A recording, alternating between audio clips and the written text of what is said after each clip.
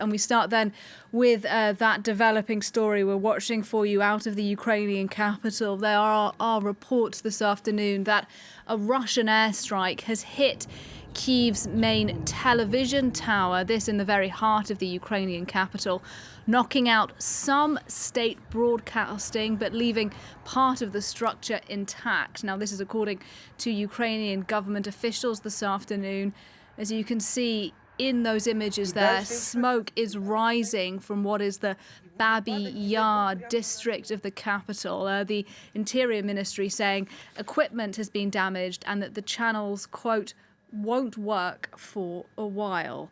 Well, let's speak to our foreign editor, Philip Turle, about what we're looking at out of Kyiv, and clearly dramatic scenes indeed, Philip, and concern perhaps that build-up of Russian troops, while they are still moving, the focus now is on that strike in the capital. Well, there are several elements which we need to take into consideration. The first one is that, of course, in any war, one of the main targets will be the TV, radio, media to stop one of the parties or both parties from giving out information. And what we've seen here so far is that the Russian side, the Russian people, are not getting the full story about what's going on in Ukraine, because Russian media, which is totally under the control of Vladimir Putin and the Kremlin, is giving the pro-Kremlin point of view.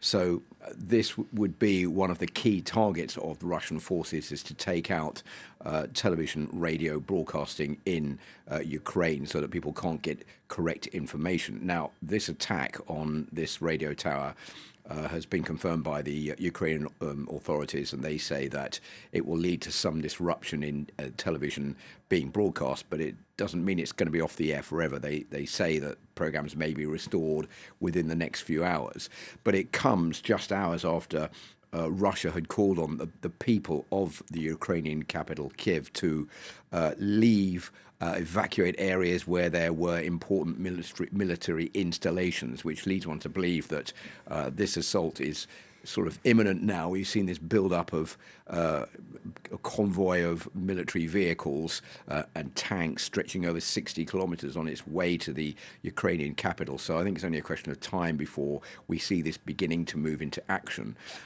As far as the Kremlin goes, well, the actual position there has not shifted. It's denied that it's involved in shelling any civilian areas. We've seen the contrary of that with what's been going on in Kyiv in northeastern Ukraine. It's denied that it's using cluster bombs. We've seen those being used as well. And it's now saying that it's taken control of all the sea line around the south of Ukraine. So it's cutting off the ability by the Ukrainian authorities to bring in support via the sea. So no change in the position of the Russian authorities. And this is the next step, I think, to what they see is taking out information that could be given to the Ukrainian people. Philip Turle, thanks very much indeed for your thoughts on that breaking news story we're watching for you out of Kyiv. We can